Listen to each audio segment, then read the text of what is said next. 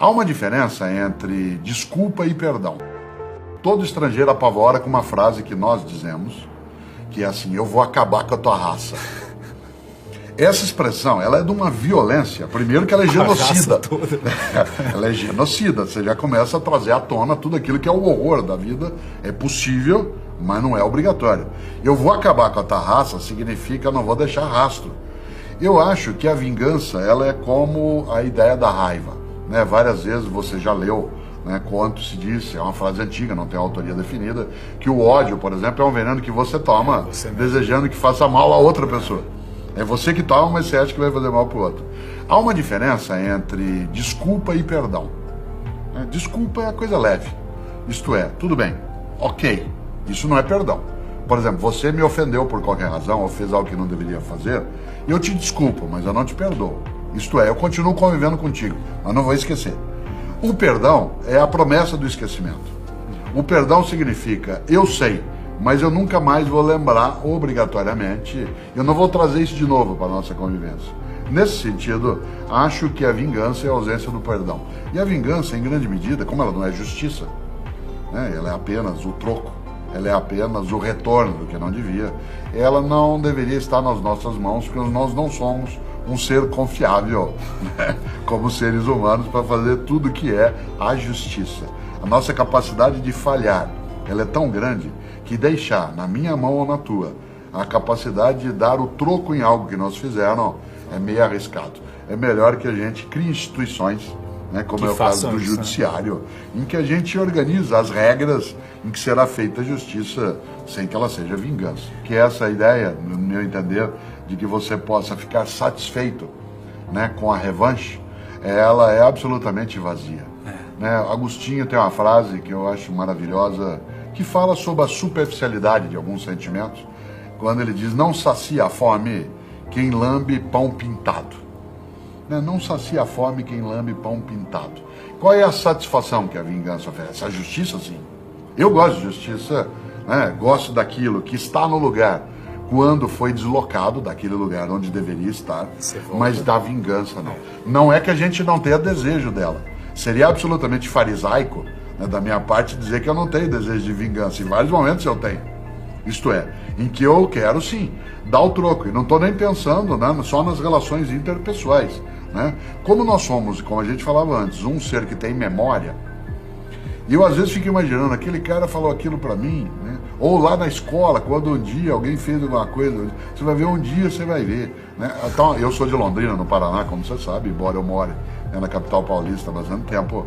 Tem uma frase de para-choque de caminhão que para mim é suficiente como vingança, que diz assim: na subida você me aperta, na descida nós acerta. Certo? Então, esta lógica, ela é um pouco assim, espera aí, né? Vamos ver, o mundo dá muitas voltas, mas o desejo da vingança não é algo que a gente deva admitir, trabalhar e até, para usar uma coisa do interior, adubar. Não dá para ficar adubando isso, porque ele faz mal. Eu conheci vários homens e mulheres importantes na minha formação e na minha história. Eu fico honrado de ser humano como o Mandela, que ele, quando tomou posse como presidente, né, da África do Sul, no primeiro governo, logo depois do Apartheid, que ele fez o famoso jantar, né, em que as pessoas recebem aqueles que vão honrá-lo por ser o presidente. Você se lembra que ele convidou para sentar ao lado dele os dois carcereiros. Exatamente. É impressionante. É impressionante. Aliás, é mais do que isso, é irritante. É irritante. Como é que ele é capaz de fazer uma coisa dessa? Ele me humilha a fazer isso, porque eu gostaria de ser capaz dessa grandeza. Exatamente. Eu sou bem menor que ele, não que isso seja, né, um alto desprezo, mas é verdade. Um homem que passa 27 anos preso, 18 numa solitária, de 1,60 m. Mandela tinha 1,90 m de altura. Em 18 anos ele ficou recluso numa pequena jaula, onde ele só saía para ser interrogado e torturado. Advogado, né? Um homem que tinha toda uma trajetória possível, líder na comunidade dele.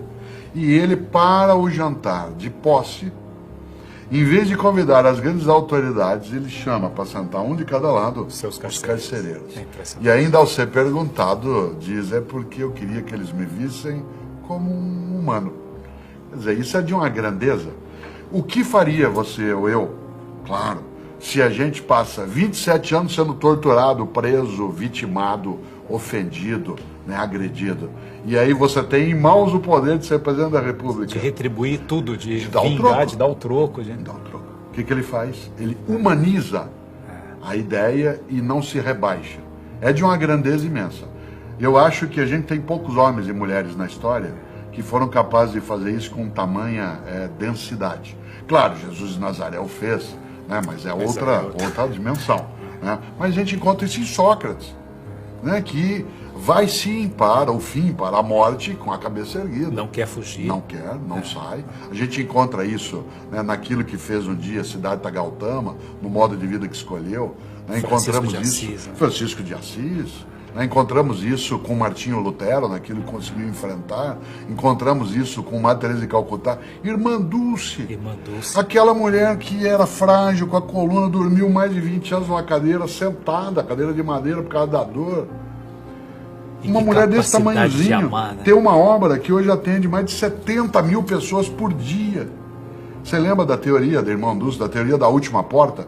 Né? Em que ela dizia, nós temos de ser, as irmãs, a última porta que alguém bate. Depois de nós não pode ela não ter outro lugar para procurar. Ela tem que achar em nós a acolhida. Começou num galinheiro, na Cidade Baixa, em Salvador, ali perto da Praça Roma.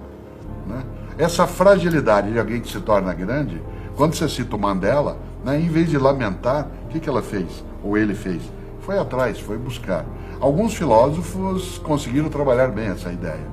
Né? Você lembrou Aristóteles, né? A gente tem essa conversa com Kant também, vai lidar com a ideia de uma paz perpétua, né? Em que a gente tem a abolição do sentimento de vingança, né? Mesmo aquilo que é discutido por Hegel, né? Quando ele diz que quem exagera o argumento prejudica a causa, né? Vai trazendo coisas para o nosso cotidiano.